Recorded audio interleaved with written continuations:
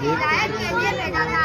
یونس علیہ السلام نے ان کو ایمان اور عمل صالح کی دعوت دی، انہوں نے نافرمانی اور سرکشی سے کام لیا۔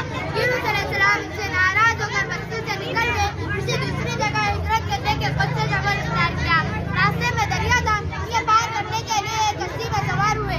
کشتی روانہ ہو کے جب بھی دریا میں پہنچ گئی تو دم خودن ٹھہر گئی، نہ آگے بڑھتی ہے نہ پیچھے چلتی ہے۔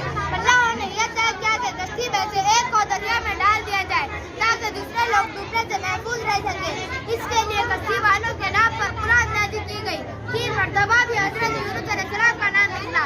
اس وقت حضرت یونس علیہ السلام کھڑے ہو گئے اور اپنے آپ کو دریا میں ڈال دیا۔ ادھر اللہ تعالیٰ نے سمندر کی ایک مچھلی کو حکم دیا کہ حضرت یونس علیہ السلام کو نکل لے، چنانچہ وہ مچھلی سمندر کو چیرتی پھاڑتی فوراً یہاں پہنچ گئی اور حضرت یونس علیہ السلام کو اپنے اندر لے لیا۔ 40 روز تک حضرت یونس علیہ السلام مچھلی کے پیٹ میں رہے۔